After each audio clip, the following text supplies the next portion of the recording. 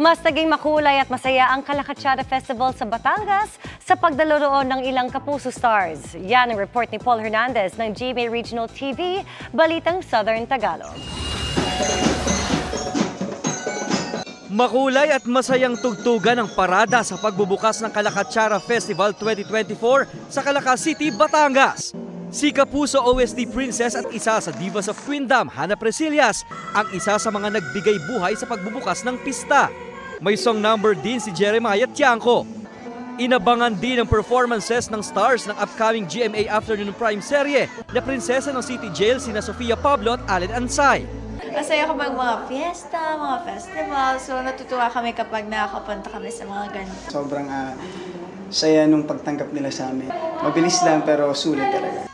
Bida naman sa Agri-Fair ng pista ang mga ipinagmamalaking produktong agrikultural ng 40 barangay sa lungsod tulad ng atsara. Bukod naman sa pagrampa ng mga kandidata sa binibining lungsod ng Calaca 2024, inabangan din sa pageant ang sparkling kilig na hatid ni Black Rider star Prince Clemente. Hinarana ni Encantadia Chronicles Sangre star Kelvin Miranda ang mga kandidata.